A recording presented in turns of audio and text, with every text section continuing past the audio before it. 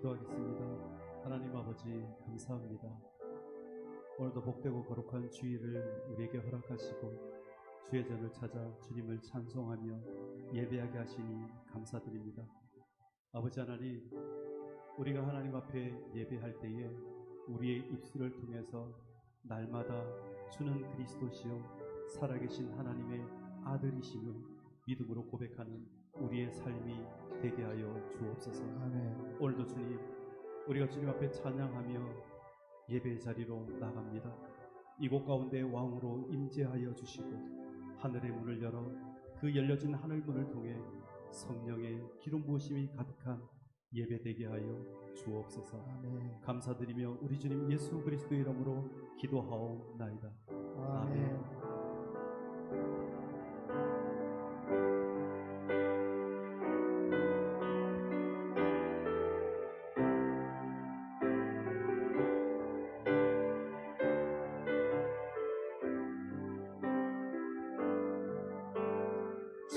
지존하신 주님 이름 앞에 모두 무릎 꿇고 다 경배해. 거룩하신 주님 보좌 앞에 엎드려 우리 다시 한번 고백합시다. 지존하신 주님 이름 앞에 지존하신 주님 이름 앞에 모두 무릎 꿇고 다 경배해. 거룩하신 주님 보좌 앞에 엎드려 절하세. 예수는 그리스도, 예수는 그리스도, 예수는 주, 하나님의 영으로.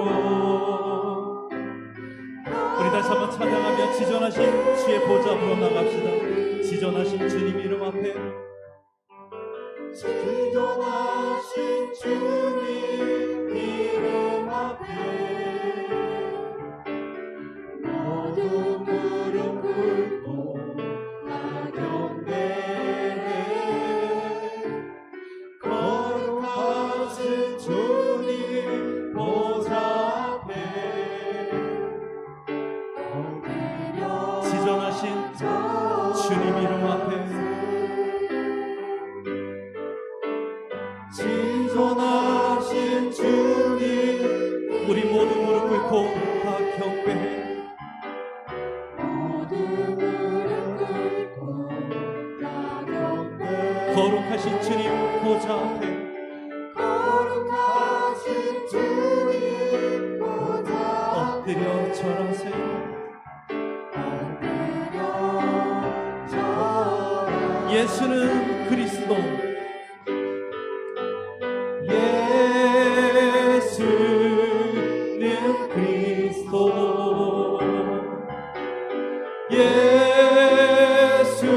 예수는 주, 하나님의 영으로. 예수의 그리스도 되심을 선포합시다. 예수는 그리스도,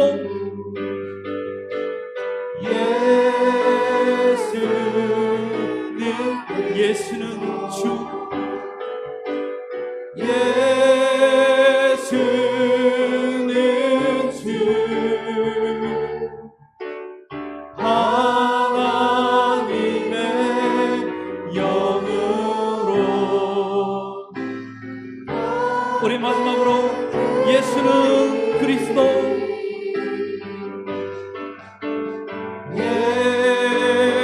예수는 그리스도, 예수는 주,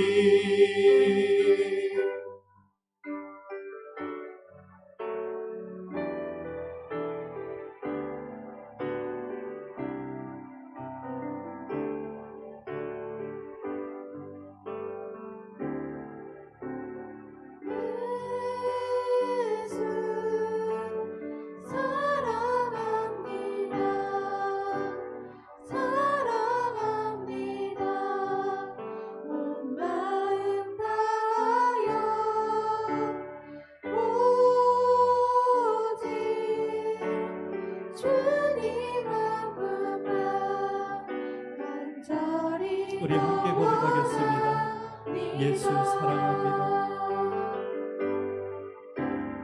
예수 사랑합니다. 사랑합니다. 온 마음 다하여 오직 주님 한 분만. 우리 주님 앞에 더욱더 간절함으로 고백하며 나갑시다. 예수 사랑합니다. 예수 사랑합니다. 사랑합니다. 온 마음 다하여 오직 주님 한 분만 간절히 예수님 사랑합니다. 예수 사랑합니다. 사랑합니다. 온 마음 다하여 오직 주님 한 분만 간절히 더 원합니다. 넘쳐나네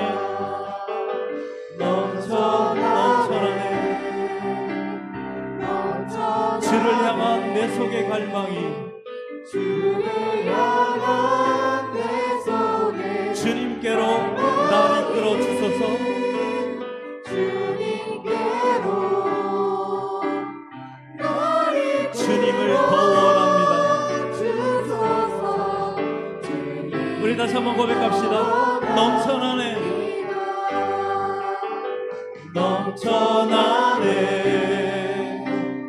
넘쳐나네 주를 향한 내 속에 갈망이 주님께로 날 이끌어 주소서. 우리 다시 한번 처음부터 고백하겠습니다. 예수님 사랑합니다. 예수 사랑합니다. 사랑합니다.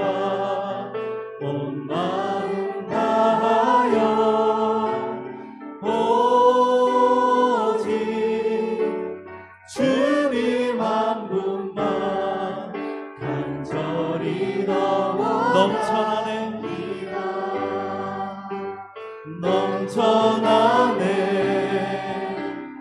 넘쳐나네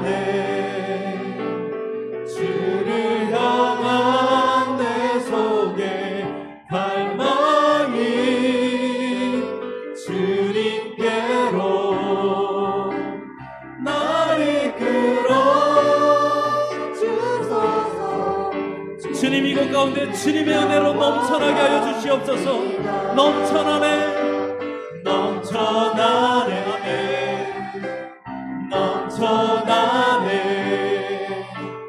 주를 향한 내 속에 갈망이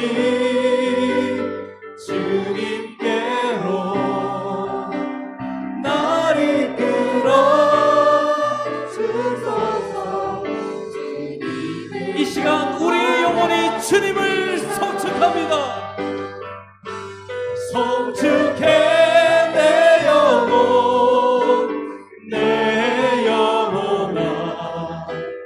거룩하신 이름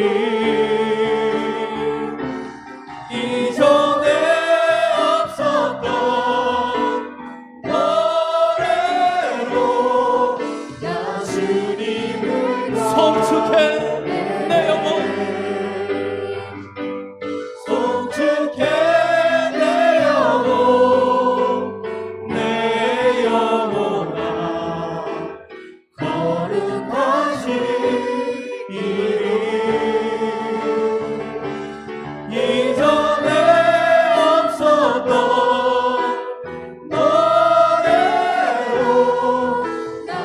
마지막으로 우리의 전심을 다해 주님을 송축합시다. 송축해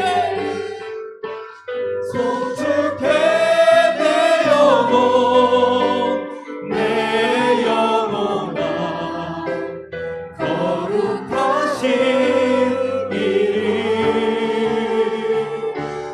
이전에 없었던 노래로 나 주님을 경배해.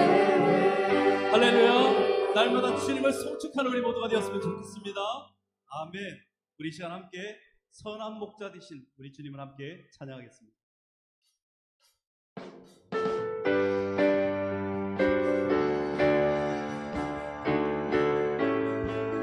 선한 목자 되신 목자 되신 우리 주 항상 인도하시고 푸른 풀밭 좋은 곳에서 우리 먹여주소서.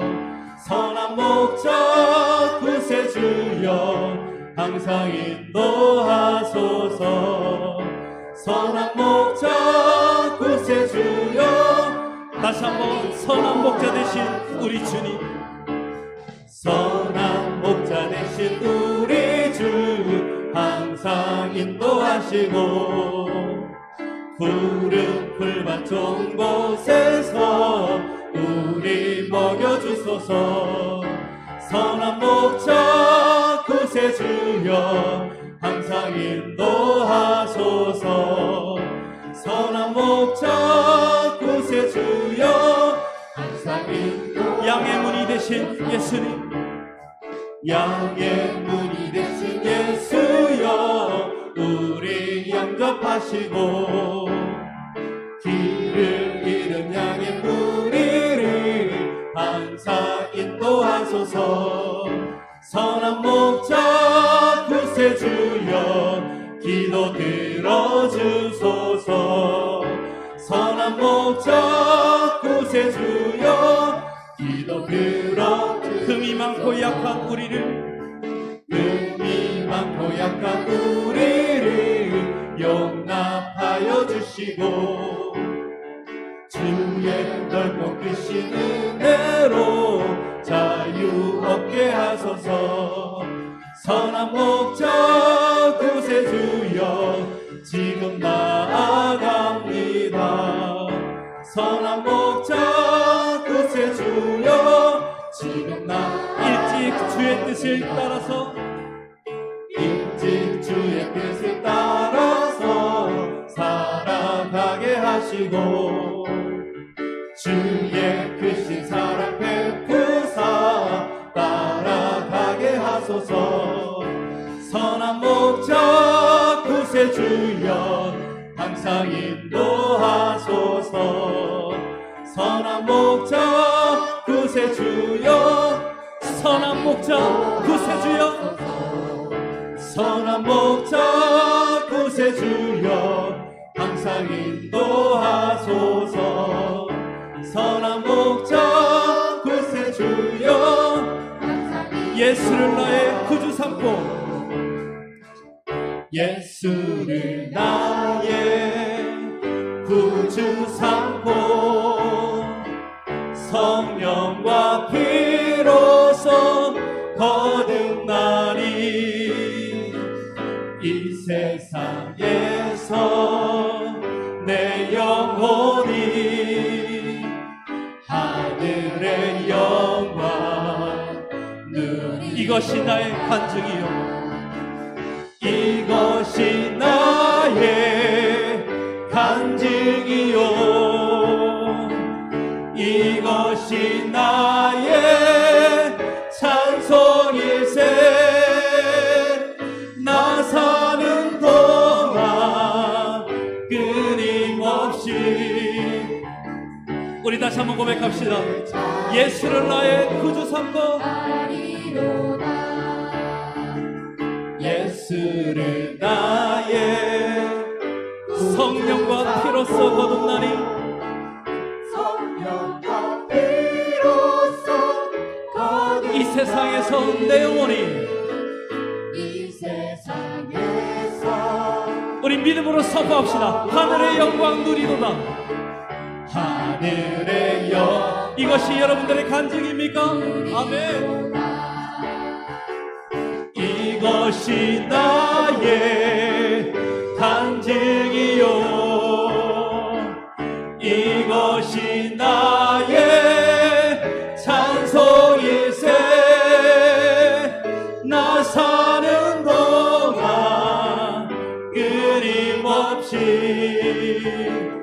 구주를 찬송 온전히 주께 맡긴네요. 온전히 주께 맡긴 내 영 사랑의 음성을 듣는 중에 천사들 왕래하는 것과 하늘의 영광 보리로다 이것이 나의 간증이요 이것이 나의 찬송일세 나 사는 동안 끊임없이 우리 3절은 믿음으로 고백하며 나갑시다. 주 안에 기쁜 누림으로 마음의 풍랑이 잔잔하니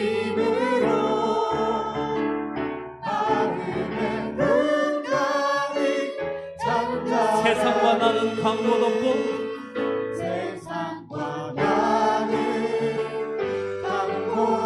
구속한 주만 보이도다. 하나님 이것이 나의 간증입니다. 아멘.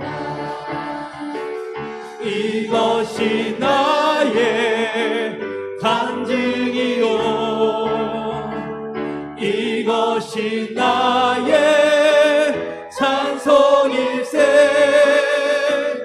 나 사는 동안 끊임없이 우리 마지막으로 주님 앞에 고백하며 나갑시다. 주님 이것이 나의 간증입니다. 이것이 나의 간증이요 이것이 나의 찬송일세 나 사는 동안 끊임없이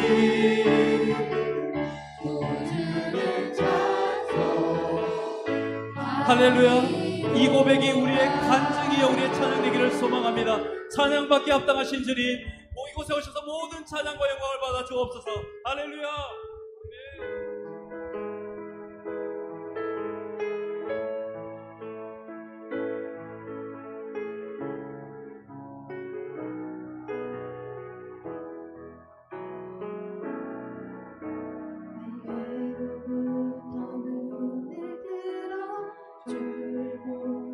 시작할 때 주의 일을 보겠네. 내 작은 마음도 돌이키사 하늘에 꿈꾸게 하네. 우리 함께 고백합시다. 내게로부터 눈을 들어 내게로부터 눈을 들어 주를 보기 시작할 때 주의 일을 보겠네 내 작은 마음 돌이키사 내 작은 마음 돌이키사 하늘에 꿈꾸게 하네 주님을 볼 때 모든 시선을 주님께 드리고 살아계신 하나님을 느낄 때 내 삶은 주의 역사가 되고 하나님이 일하기 시작하 성령이 나를 변화시켜 성령이 성령이 나를 변화시켜 모든 두려움 사라질 때 주의 입을 보게 돼 황폐한 땅 가운데서 주님만 알게 되리. 우리 다시 한번 고백합시다. 성령이 나를 변화시켜 성령이 나를 변화시켜 모든 두려움 사라질 때 주의 일을 보겠네. 주의 일을 보겠네. 황폐한 땅 한가운데서 황폐한 땅 가운데서 주님 마음 알게 하옵소서. 알게 되리. 주님을 볼 때 모든 시선을 주님께 드리. 전능하신 하나님, 전능하신 하나님을 느낄 때 세상은 주의 나라가 되고 하나님이 우리의 모든 시선을 들어 주님을 바라보게 하여 주옵소서. 모든 시선을 주님께 드리. 살아계신 하나님, 살아계신 하나님을 느낄 때 세상은 주의 역사가 되고 하나님이 우리의 모든 시선을 주님께 드리고 모든 시선을 주님께 드리. 전능하신 하나님, 전능하신 하나님을 느낄 때 세상은 주의 나라가 되고 하나님이 일하기 시작하네.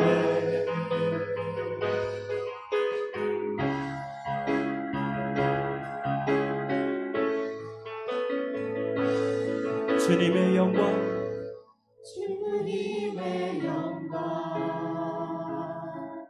임하네. 주 볼 때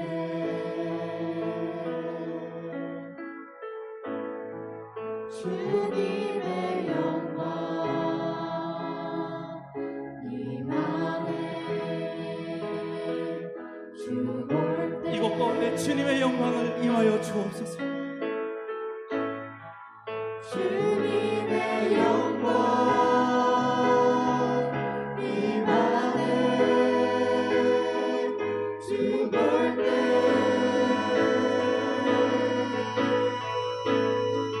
주님의 영광 임하네. 주 볼 때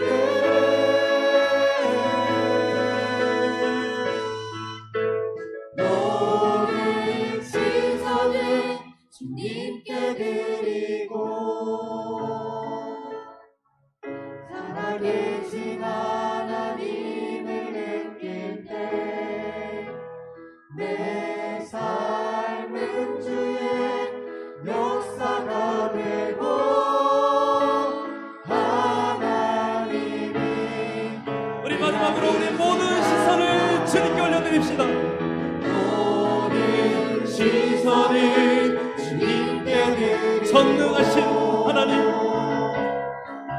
전능하신 하나님을 느낄 때 세상은 주의 나라가 되고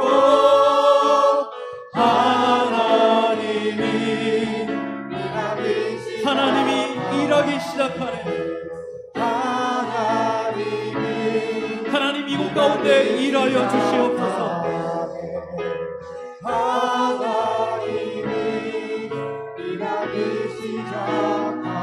우리 시간 기도할 때에 하나님, 우리의 시선을 들어 살아계신 하나님, 전능하신 하나님을 바라보게 하여 주시옵소서. 그래서 내 삶의 주인 되어 주시고 우리가 받는 땅마다 주님 나라 되도록 우리를 통해 일하시고 역사하여 주시옵소서. 우리 시간 함께 기도할 때에 예배를 위해서 또 말씀 전하는 부족한 종을 위해서 함께 주여 한번 부르고 기도하며 나가겠습니다. 주여, 오 하나님, 아버지 하나님, 오늘도 우리의 삶 가운데 역사하시는 주님을 찬양합니다. 우리의 시선을 들어 주님을 바라보며 주님 앞에 예배할 때에 살아계신 하나님, 전능하신 하나님이 우리 삶의 주인 되어주시고 우리의 모든 삶 가운데 역사하시는 그 기적의 현장을 느끼며 살아가게 하여 주시옵소서.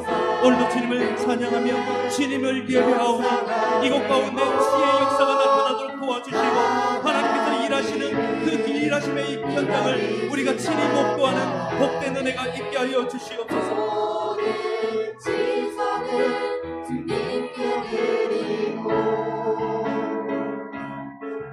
전능하신 하나님을 느낄 때 세상은 주의 나라가 되고 하나님이 일하기 시작하네.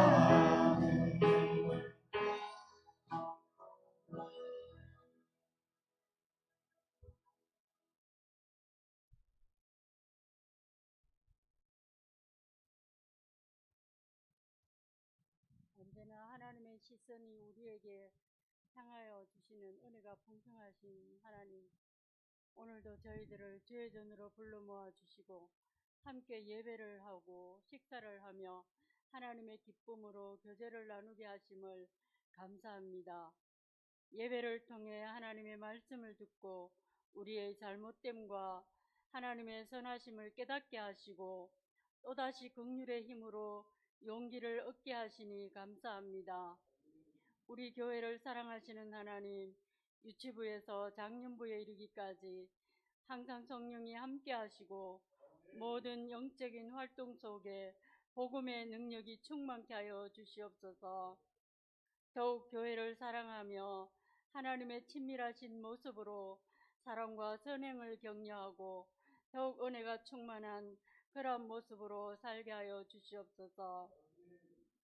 하나님, 환절기가 되었습니다. 저희들 건강을 지켜주시고 온갖 재해와 질병, 사고로부터 늘 안전하게 하여 주시옵소서. 하나님, 우리나라에 세워진 많은 교회들을 하나님이 복을 주셔서 참으로 하나님의 말씀이 바르고 능력 있게 선포되게 하시고 이 나라가 진정 복음의 나라로 더욱 번성하게 하시고 말씀으로 든든히 세워지게 하여 주시옵소서. 하나님, 오늘도 세계 곳곳에 흩어져 땅끝까지 복음 전거에 힘쓰는 선교사들, 그들의 심령과 환경 가운데 함께하여 주시옵소서. 주의 선한 은혜가 더욱 충만히 임하여 지게 하여 주시옵소서. 그 은혜의 힘으로 피곤치 않도록 하나님이 돌보아 주시옵소서. 이 시간도 찬양 예배로 다시 모인 저희들에게 하나님의 좋은 마음으로 말씀을 듣게 하여 주시고 한 주간 세상에 흩어져 살아갈 때에 말씀의 은혜 안에 살게 하여 주시옵소서. 언제나 우리의 기도에 은혜를 베풀어 주시고 참으로 하나님이 복을 주시는 예수님의 이름으로 기도합니다. 아멘.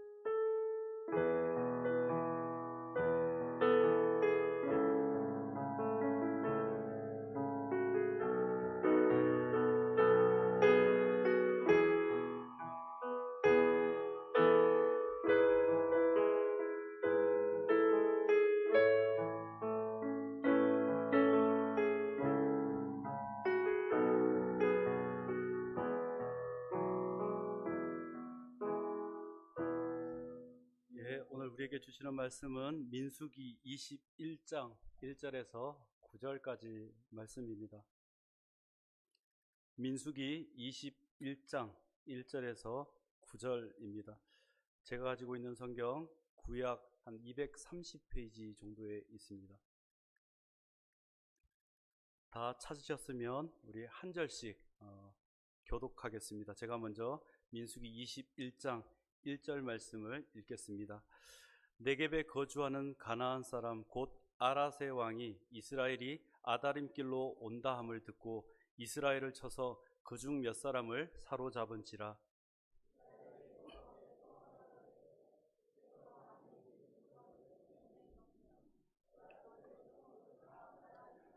여호와께서 이스라엘의 목소리를 들으시고 가나안 사람을 그들의 손에 넘기심에 그들과 그들의 성읍을 다 멸하니라.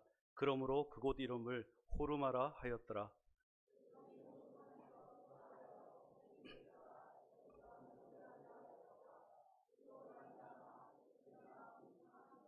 백성이 하나님과 모세를 향하여 원망하되 어찌하여 우리를 애굽에서 인도해 내어 이 광야에서 죽게 하는가? 이곳에는 먹을 것도 없고 물도 없도다. 우리 마음이 이 하찮은 음식을 싫어하노라 하매.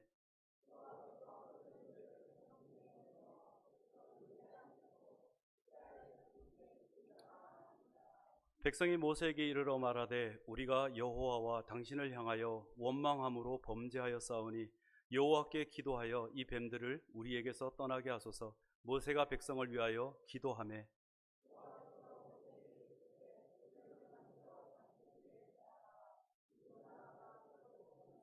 함께 읽겠습니다. 모세가 놋뱀을 만들어 장대 위에 다니 뱀에게 물린 자가 놋뱀을 쳐다본즉 모두 살더라. 아멘. 예, 우리 앞뒤 좌우 인사하시겠습니다. 주님의 이름으로 사랑하고 축복합니다. 네. 여러분은 여러분들 인생길에서 무엇을 바라보고 사십니까? 네. 대부분의 사람들은 인생에서 만나게 되는 크고 작은 시련들이 인생의 앞길을 가로막는 그런 걸림돌처럼 느껴져서 불안과 두려움, 또 급기야는 좌절감으로 이어지기도 합니다. 그런데 인생 가운데 만나는 크고 작은 시련들을 바라보는 이 관점과 마음가짐에 따라 인생의 걸림돌이 될 수도 있고, 또 반대로 인생을 반전시키는 인생의 디딤돌이 될 수도 있습니다. 부정적인 사고는 작은 시련조차 걸림돌처럼 느껴져서 불평과 원망을 쏟아내게 되지만, 긍정적인 사고는 큰 시련도 디딤돌로 만들어 나를 한 단계 더 성장시키는 그런 기회로 만들기 때문입니다. 우리도 가정과 직장 혹은 교회에서 문제가 생기면 불평하고 원망할 수 있습니다. 불평은 마음에 들지 않아서 못마땅하게 여기는 것, 이런 뜻을 가지고 있는데, 여기에 미워하는 마음이 더해지면 바로 원망이 됩니다. 물론 불평하고 원망을 할 수도 있죠. 그런데 중요한 것은 여러분들도 한 번쯤 경험해 보셨겠지만, 불평과 원망의 대상이 나도 모르는 사이에 하나님을 향할 때가 있다라는 것이죠. 모든 선택과 결정은 내가 했음에도 불구하고 결과의 책임은 하나님께 돌리며 불평하고 원망할 수 있다라는 겁니다. 그렇다면 불평과 원망은 힘든 문제 앞에 직면했을 때만 할까요? 그렇지는 않습니다. 우리가 걱정 없이 산다고 할 때도 얼마든지 불평하고 원망할 수 있습니다. 자, 오늘 본문에서 이스라엘 백성들의 불평과 원망이 바로 아랏과의 전쟁에서 승리한 후에 나왔다는 사실에 주목하게 됩니다. 자, 아랏 왕은 이스라엘이 아다람길로 온다는 말을 듣고 이스라엘과 전쟁을 벌여 그중 몇 사람을 사로잡게 됩니다. 이에 이스라엘은 아랏과의 전쟁에서 승리를 주신다면 그들의 성읍을 다 멸하겠다고 하나님께 서원합니다. 이에 하나님이 다음과 같이 반응하시죠. 3절입니다. 여호와께서 이스라엘의 목소리를 들으시고 가나안 사람을 그들의 손에 넘기심에 그들과 그들의 성읍을 다 멸하니라. 그러므로 그곳 이름을 호르마라 하였더라. 여러분, 호르마는 진멸하다, 봉헌하다라는 뜻을 가지고 있습니다. 다시 말하면 악한 세력을 철저히 진멸해서 하나님께 봉헌한다, 하나님께 바친다라는 의미이거든요. 자, 아무튼 이스라엘은 하나님의 은혜로 큰 승리를 거두었고 이 승리를 통해 하나님이 자신들과 함께 하심을 경험했습니다.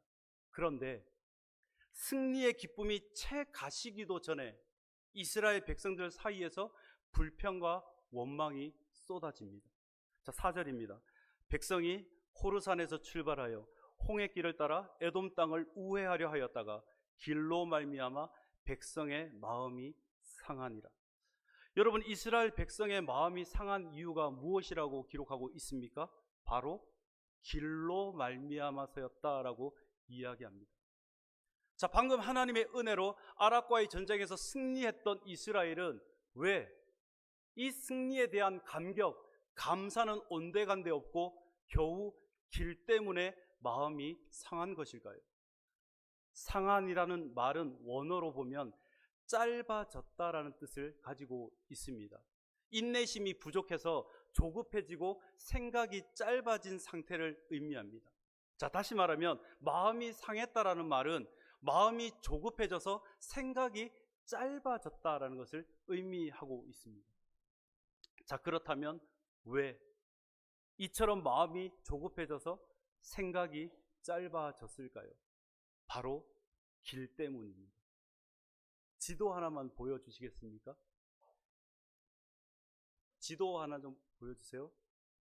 자, 여러분, 하나님의 약속하신 가나안 땅이 눈앞에 있습니다. 여러분들 보시기에 그 가로로 된 녹색 선이 보이십니까?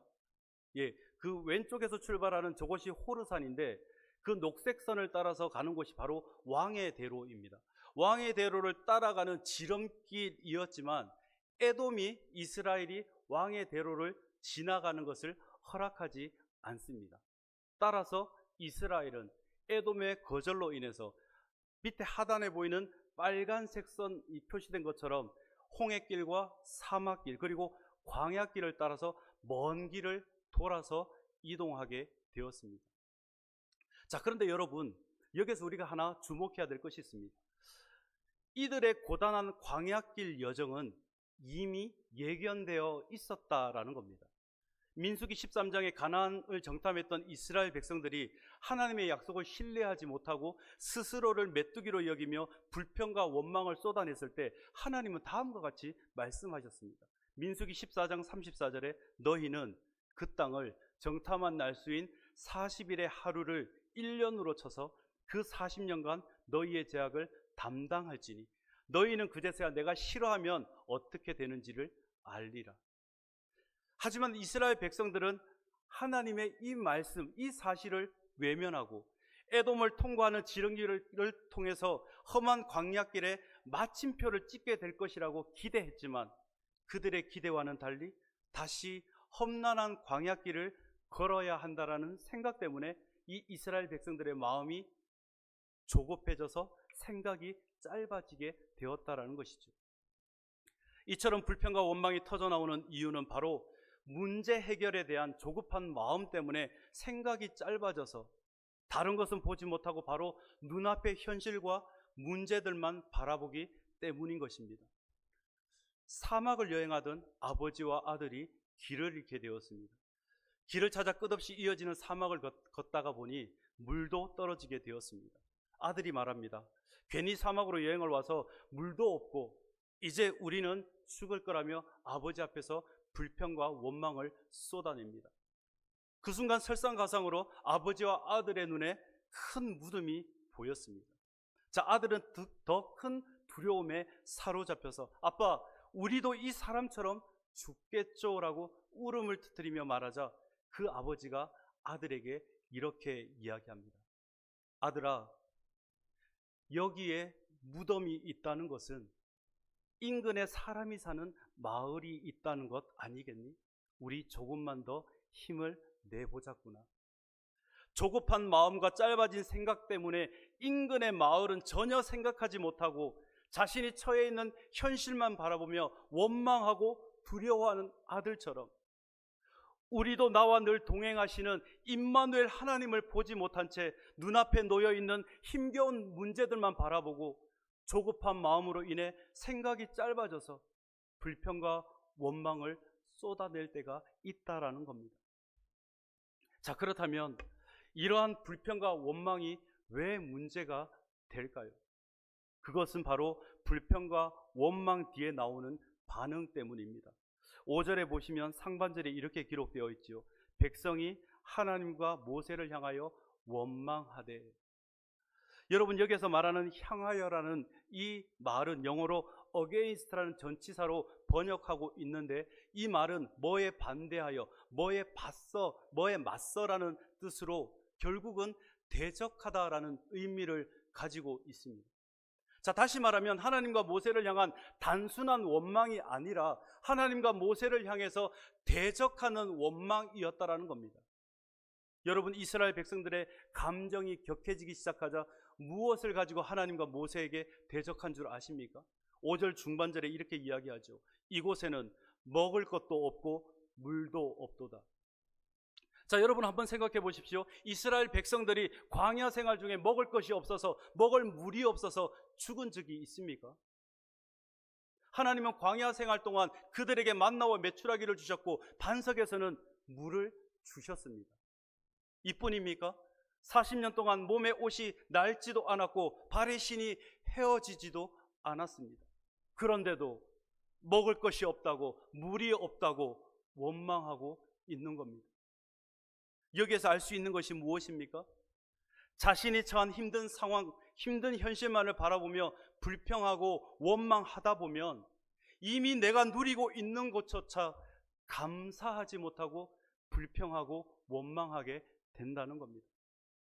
한편 이스라엘 백성들의 불평과 원망의 강도는 더 커져갑니다. 5절 하반절에 보실까요? 우리 마음이 이 하찮은 음식을 싫어하노라 하매. 여러분, 여기서 말하는 이 하찮은 음식이 무엇이겠습니까? 바로 만나입니다. 만나가 무엇입니까? 이스라엘 백성들이 일하지 않았지만 광야 생활 동안 매일같이 체험하던 바로 그 기적의 음식이 바로 이 만나 아닙니까?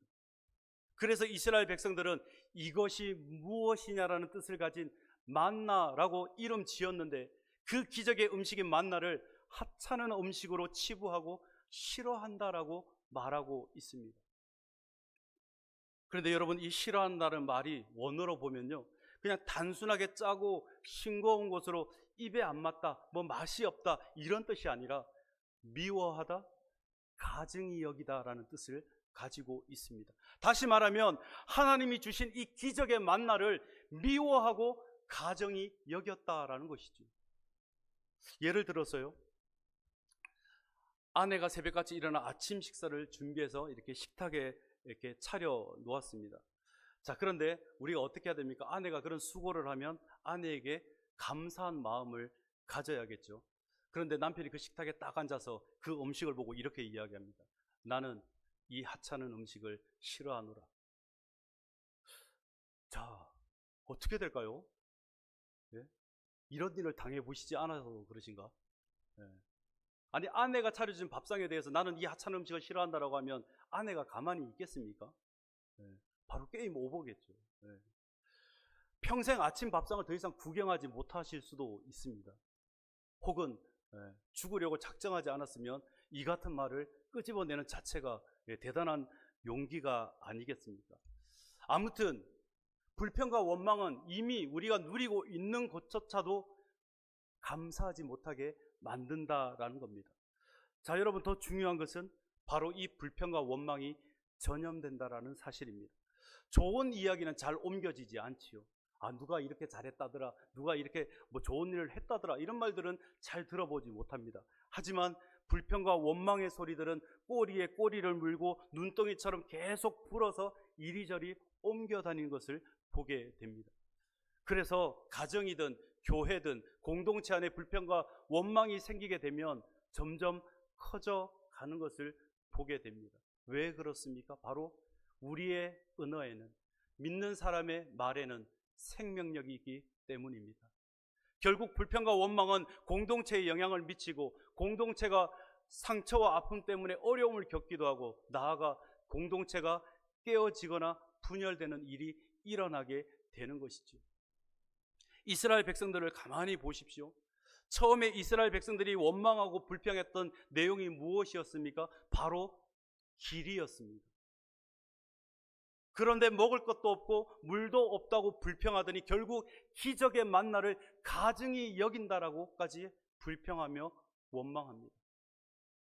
자, 그렇게 불평과 원망을 하던 그들이 내린 결론이 무엇입니까? 5절 중반절에 이렇게 기록하지요. 어찌하여 우리를 애굽에서 인도해 내어 이 광야에서 죽게 하는가? 그냥 애굽에 놔뒀으면 잘 먹고 잘 살 텐데 왜 우리를 인도해서 굳이 이 광야에서 죽게 하느냐라는 겁니다. 이것이 바로 불평과 원망의 종착지입니다. 모든 불평과 원망의 종착지는 바로 죽음입니다. 따지고 보면 가나안에 들어가는 그 시간이 조금 연장된 것 뿐이죠.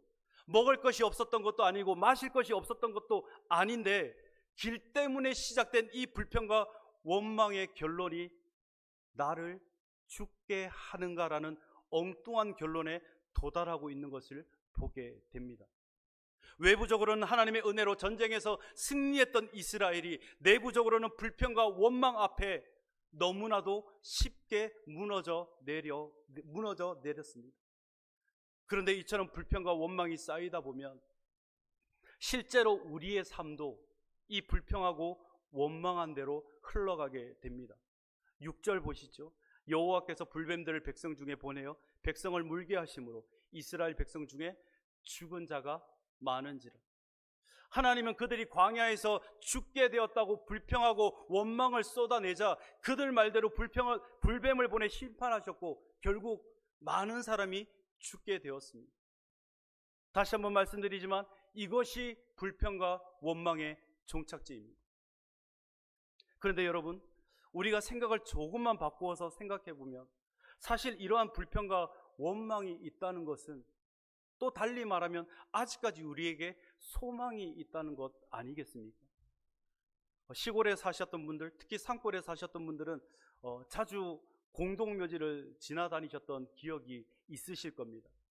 여러분, 공동묘지에 안장되어 있는 분들이 혹시나 불평하거나 원망하는 소리 들어보신 적 있습니까?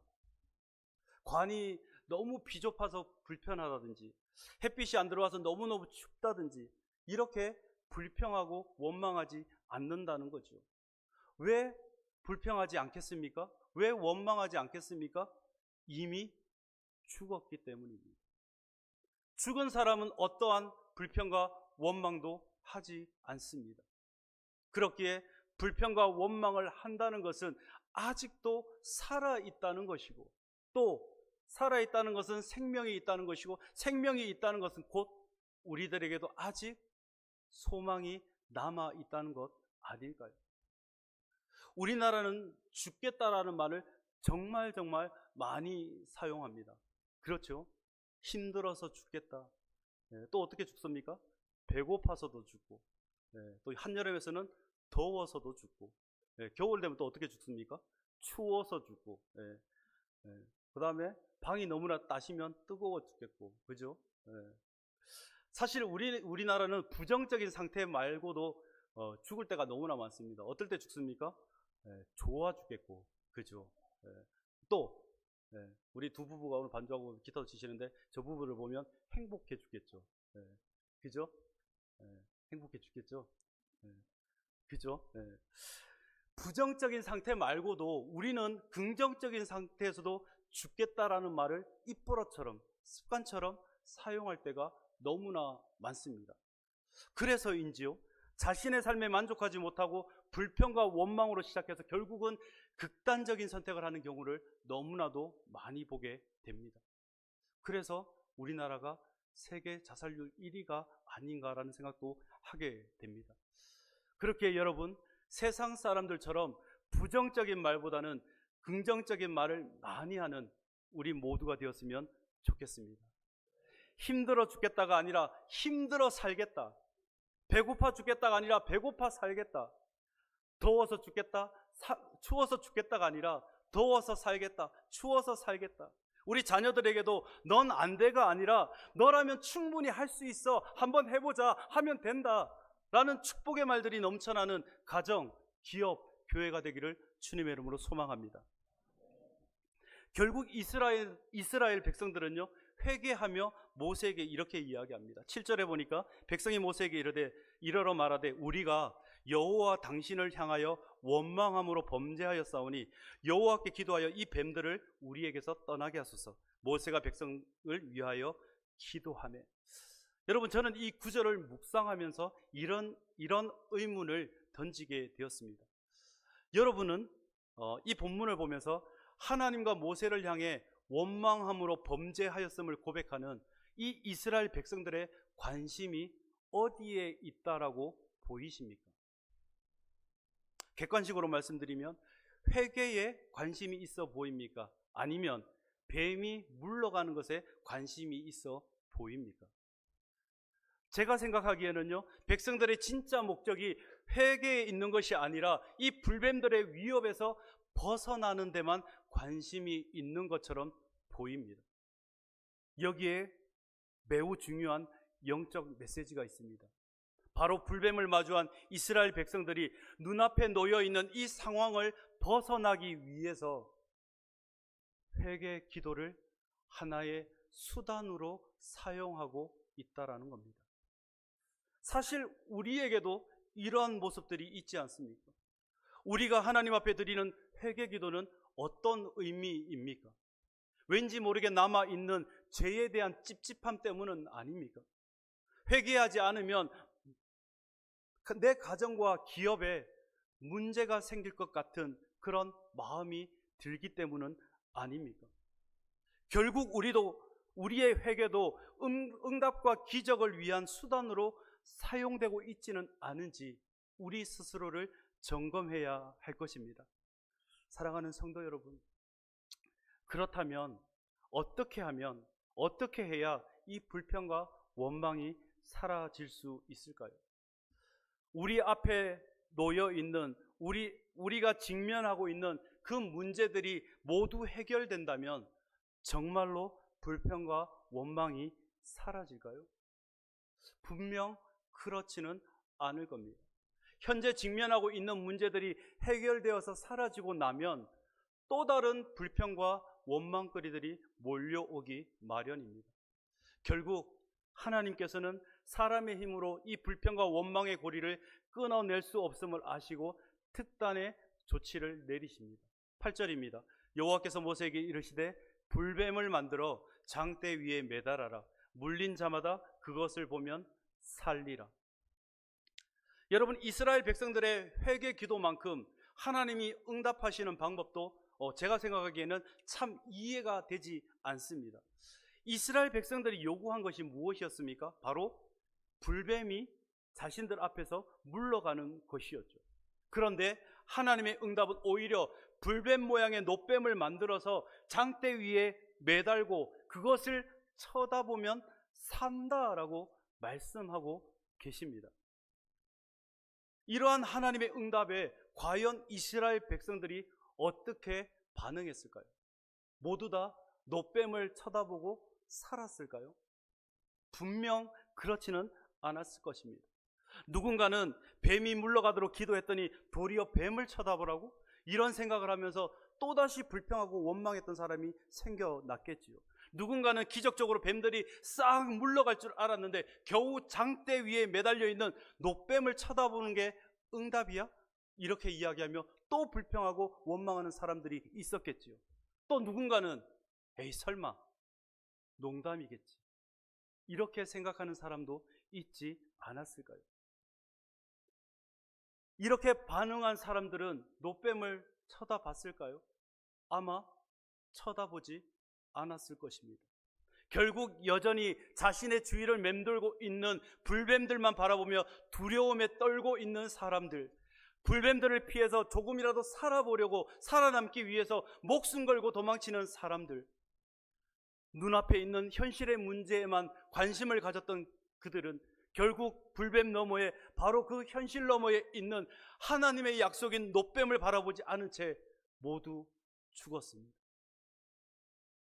하지만 도저히 이해되지 않는 하나님의 응답임에도 불구하고 하나님의 말씀을 신뢰하고 하나님 말씀에 순종했던 사람들은 모두 살았습니다. 9절 말씀입니다. 우리 9절 말씀은 함께 같이 읽었으면 좋겠습니다. 9절입니다. 함께 읽겠습니다. 모세가 놋뱀을 만들어 장대 위에 다니 뱀에게 물린 자가 놋뱀을 쳐다본즉 모두 살더라. 아멘. 모세가 놋뱀을 만들어 장대 위에 다니 뱀에게 물린 자가 노뱀을 쳐다본 즉 모두 살더라. 이를 통해서 이스라엘 백성들이 깨달은 것이 무엇이겠습니까? 신명기 8장 3절에 사람이 떡으로만 사는 것이 아니요 여호와의 입에서 나오는 모든 말씀으로 사는 줄을 내가 알게 하려 하심이니라. 사람이 떡으로만 사는 것이 아니구나. 문제가 사라져야만 살 수 있는 것이 아니구나. 비록 불평과 원망거리는 사라지지 않고 지금도 나를 힘들게 하지만 그럼에도 하나님의 말씀을 신뢰하고 하나님의 말씀에 순종함으로 내가 살 수 있구나. 이것을 깨닫게 되는 것이죠. 광야 생활하는 동안 이스라엘 백성들의 관심이 무엇이었습니까? 먹을 떡이었고 마실 물이었고 눈앞에 놓여있는 문제가 해결되는 것이었고 하나님이 베풀어 주시는 기적에만 관심이 있던 그들이었습니다.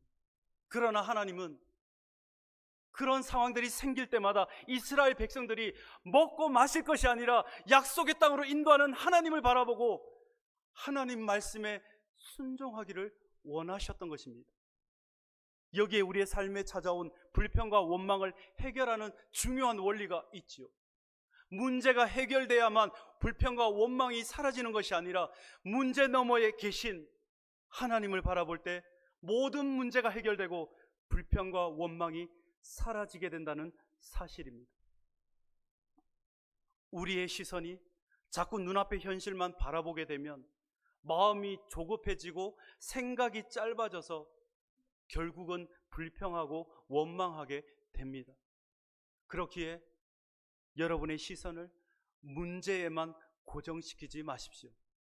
그래야 바로 눈앞의 문제 때문에 보지 못했던 문제 너머에 계신 하나님의 섭리와 계획하심을 볼 수 있습니다. 우리의 시선이 눈앞에 놓여있는 불뱀을 바라보는 것이 아니라 장대 위에 달린 노뱀을 향해 고정되어야 하는 이유입니다. 장대 위에 달린 노뱀이 누구입니까? 누구를 상징합니까? 바로 우리를 구원하시기 위해 십자가에 달리신 예수 그리스도입니다. 히브리서 12장 2절에 기록되기를 믿음의 주요 또 온전하게 하시는 이인 예수를 바라보자라고 기록합니다. 하지만 우는 사자같이 두루다니며 삼킬 차를 찾는 대적마귀는 우리의 인생 가운데 자꾸 문제들을 일으키고 우리의 시선을 문제에만 고정시키려고 합니다.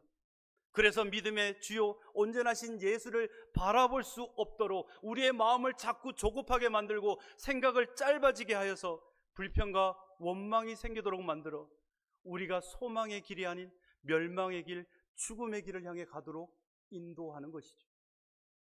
그러나 주님은 문제에만 고정되어 있는 우리의 시선을 들어 문제 너머에 있는 장대 위의 노뱀, 즉 십자가 위에 달리신 예수 그리스도를 바라보라고 말씀하십니다. 그래야 불평과 원망이 사라질 뿐 아니라 문제가 해결되고 살 수 있다라고 약속하셨습니다. 여러분, 부부지간에도 마찬가지입니다. 마귀는요, 부부의 시선을 서로에게 고정시키도록 만듭니다. 자꾸 부부의 시선이 서로를 마주보게 되고 고정되다 보면 어떤 일이 생깁니까? 삶의 연차들이 높으면 높아질수록 서로의 단점과 허물들을 보게 되지요. 그리고 그 단점과 허물을 내 방식대로 고치려고 하다 보니까 다툼이 생기기도 하고 서로에게 상처를 주고받기도 합니다. 그렇기에 부부는요, 서로 마주보는 존재가 아니라 시선을 돌려 함께 주님을 바라보는 존재가 되어야 될 줄로 믿습니다. 그렇게 되면 서로의 허물과 단점을 주님의 사랑으로 덮어줄 수 있기 때문이죠. 교회도 마찬가지입니다. 그리스도의 몸된 교회 안에서 다툼이 일어나고 분쟁이 일어나는 이유가 무엇입니까? 바로 주님을 바라봐야 될 우리의 시선이 주님을 바라보는 것이 아니라 서로를 바라보며 서로의 허물과 단점을 찾아내고 있기 때문입니다. 그렇기에 그리스도의 몸된 교회의 구성원들은 서로를 바라보며 허물과 단점들을 지적하며 서로에게 상처와 아픔을 주는 것이 아니라 서로를 바라보았던 이 시선을 돌려 함께 주님을 바라보게 될 때 하나님의 비전을 공유하게 되고 하나님의 사랑을 실천하며 하나님의 나라를 확장해가는 복음 사역 가운데 하나님의 동역자로 귀하게 쓰임받게 될 줄 믿습니다. 사랑하는 성도 여러분, 우리의 삶과 신앙생활 중에도 이스라엘 백성들이 광야에서 만난 불뱀들을 만날 때가 너무나도 많이 있습니다. 건강상의 문제로, 가정상의 문제로, 사업상의 문제로, 또 교회 안에서, 직장 내에서 관계적 문제 등등 많은 불뱀들이 있을 것입니다. 우리의 삶 가운데 이러한 불뱀들을 만나게 될 때 불뱀만을 바라보며 불평하고 원망하고 좌절하는 삶이 아니라 우리의 시선을 들어 그 불뱀 너머에 있는 장대 위의 노뱀을 쳐다볼 수 있기를 주님의 이름으로 축복합니다. 오늘 우리가 부른 마지막 찬양곡 중에 시선이라는 곡이 있었죠. 후렴 가사가 이렇게 됩니다. 모든 시선을 주님께 드리고 살아계신 하나님을 느낄 때 내 삶은 주의 역사가 되고 하나님이 일하기 시작하네. 모든 시선을 주님께 드리고 전능하신 하나님을 느낄 때 세상은 주의 나라가 되고 하나님이 일하기 시작하네. 중요한 것은 우리의 시선을 들어 주님을 바라보는 것인 줄 믿습니다. 우리의 모든 시선이 주님을 향할 때 살아계신 하나님, 전능하신 하나님이 내 삶에 역사하시고 나를 통해 세상이 주의 나라가 되도록 나를 통해 일하실 줄 믿습니다. 사랑하는 성도 여러분, 우리에게 필요한 것은 다시 말씀드리지만 마주보는 것이 아니라 마주보고 있던 시선을 돌려 주님을 바라보는 것입니다. 우리 모두가 구원의 십자가를 바라볼 수 있기를 소망합니다. 우리 모두가 사랑의 주님을 바라볼 수 있기를 소망합니다. 그래서 하나님께서 써내려 가시는 이 구원의 역사의 한 페이지를 장식하는 저와 여러분, 우리 모두가 되기를 주님의 이름으로 축복합니다. 우리 시간 함께 주만 보라 볼지라 찬양하겠습니다.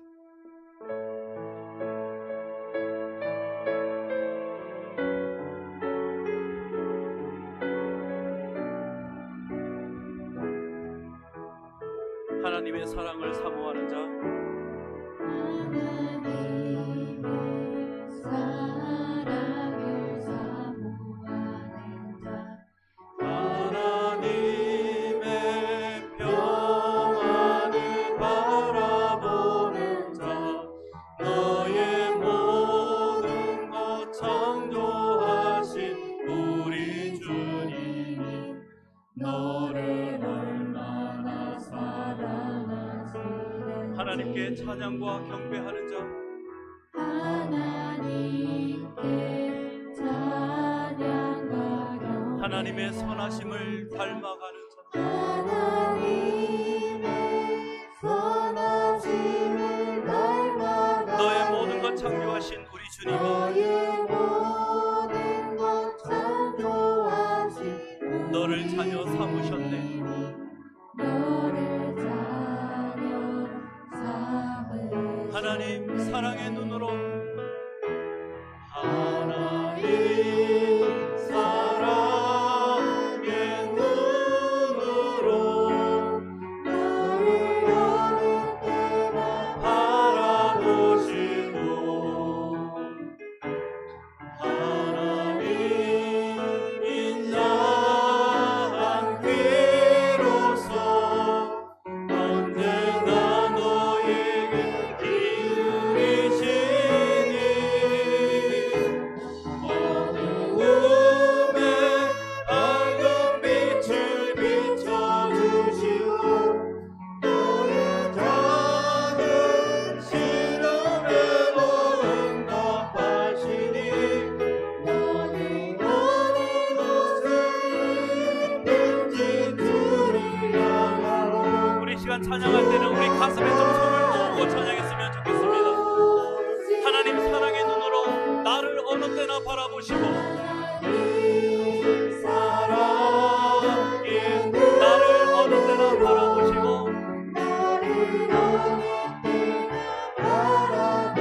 하나님 인자한 귀로서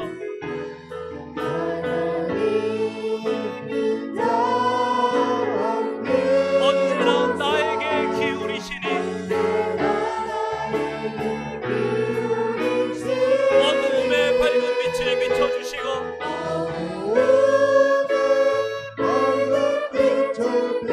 나의 작은 신음에도 응답하시니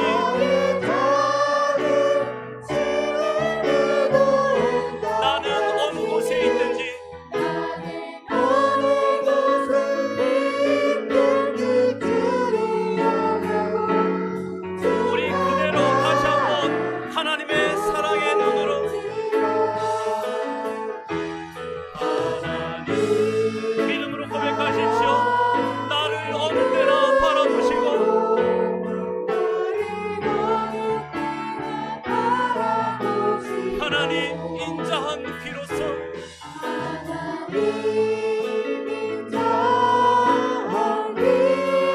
언제나 나에게 기울이시니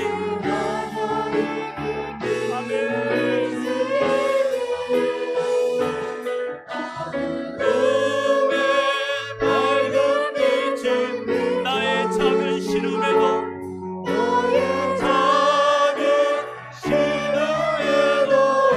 나는 어느 곳에 있든지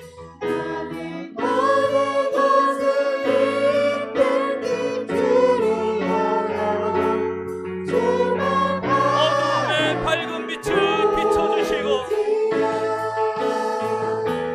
어둠의 밝은 빛을 너의 작은 신음에도 응답하시니 너는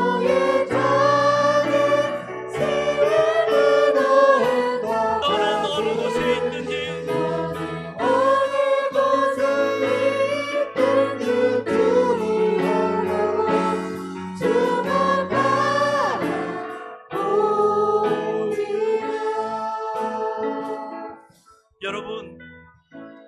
여러분들은 무엇을 바라보고 있습니까? 눈앞의 현실에 집중하며 마음이 조급해지고 생각이 짧아져서 이미 받아 누리던 은혜는 생각하지 못하고 불평하고 원망하지는 않습니까? 하나님께서 사랑의 눈으로 나를 어느 때나 바라보시고 하나님께서 인자한 귀로 언제나 나에게 기울이신다라고 말씀하시는데 그 은혜에 감사하지 못하고 불평하고 원망하지는 않습니다. 내가 살아가는 그 어둠의 밝은 빛을 비춰주시는 하나님, 나의 작은 신음에도 응답하시는 하나님, 우리가 해야 할 것은 주님을 바라보는 것입니다. 이제 우리가 불평하고 원망했던 우리의 삶을 주님 앞에 회개하길 소망합니다. 또한 문제만 바라봤던 우리의 시선을 들어 이제는 믿음의 눈으로 주님을 바라볼 수 있는 은혜 주시기를 위해서 기도하시고, 서로 마주보며 허물과 단점을 바라봤던 시선을 돌려 이제는 함께 주님을 바라볼 수 있는 은혜 주시기를 위해서 기도합시다. 그리고 마지막으로 북인도에서 복음 사역을 감당하시는 김익태 손지영 집사님 가정을 위해서 우리 이 시간 함께 기도하며 나가겠습니다. 하나님 감사합니다. 아버지 하나님, 오늘도 우리에게 복되고룩한 주의를 허락해 주시고 오늘도 주의 전에서 주님을 찬송하며 예배할 수 있는 은혜를 허락해 주셔서 감사합니다. 아버지 하나님, 우리가 과연 우리의 삶 가운데 무엇을 보며 살아가고 있는지, 우리가 눈앞의 현실에만 집중하며 마음이 조급해지고 생각이 짧아져 이미 받아 누렸던 은혜조차 감사하지 못하고 살아가고 있지는 않은지, 그래서 늘 불평과 원망을 쏟아내고 있지는 않은지, 하나님 다시 한번 하나님 앞에 그런 삶이 있다면 용서를 구하고 회개하오니 우리의 그런 부끄러운 삶을 불쌍히 여겨주시고 용서하여 주옵소서. 또한 문제만 바라봤던 우리의 시선을 들어 이제는 믿음의 눈으로 주님을 바라볼 수 있게 하여 주옵소서. 내 삶 가운데 역사하시는 살아계신 하나님, 전능하신 하나님을 바라보게 하여 주시옵소서. 또한 서로 바라보며 허물과 단점을 바라봤던 시선을 돌려 이제는 함께 주님을 바라보며 하나님의 비전을 함께 공유하며 하나님의 나라를 세워가고 확장해가는 일에 귀하게 쓰임받는 우리 모두의 삶이 되게 하여 주옵소서. 특별히 북인도에서 복음사역을 감당하시는 김익태 손지영 집사님 가정 주님께서 지켜주시고 물건과 영권과 인권의 복을 더하여 주시며 아버지 하나님 부족함 없이 하나님의 나라를 확장해가는 일에 귀하게 쓰임받는 복된 가정 될 수 있도록 주여 역사하여 주시고 일하여 주시옵소서. 하나님 함께하여 주시옵소서. 하나님 아버지, 오늘 이스라엘 백성들처럼 눈앞에 닥친 크고 작은 시련들 때문에 이미 받은 은혜가 있음에도 불구하고 감사하지 못하고 눈앞의 현실에만 집중하며 불평하고 원망했던 우리의 삶을 돌아봅니다. 이제 우리의 삶에 어려움이 닥칠지라도 그 문제에 불평하고 원망하는 삶이 아니라 믿음의 눈을 들어 그 너머에 계신 예수 그리스도를 바라보는 성숙한 신앙인의 삶을 살아가도록 은혜 베풀어 주옵소서. 이제는 서로를 바라보며 판단하고 정죄했던 우리의 시선을 돌려 함께 주님을 바라볼 수 있는 은혜 또한 허락하여 주옵소서. 특별히 북인도에서 귀한 복음 사역을 감당하고 계시는 김익태 손지영 집사님 가정을 붙잡아 주시고 무더위 속에 영육간의 강건함을 허락하여 주옵소서. 사역 가운데 물질적으로 어려움 겪지 않도록 풍족하게 채워주시고 함께 동역할 수 있는 하나님의 사람들을 만나게 하시고 주님 부어주시는 영적 권위로 하나님의 복음을 담대하게 선포할 때 많은 영혼들이 주님께로 돌아오는 귀한 은혜를 경험하게 하여 주옵소서. 우리 주 예수 그리스도의 은혜와 하나님의 크신 사랑과 성령님의 교통하심이 이제 믿음의 눈을 들어 주님을 바라보기를 결단하는 사랑하는 주의 권속들과 그들의 가정과 기업 위에 귀한 복음 사역을 감당하고 계시는 김익태 손지영 집사님 가정과 인도 땅 위에 영원토록 함께 하시기를 간절히 축원하옵나이다. 아멘.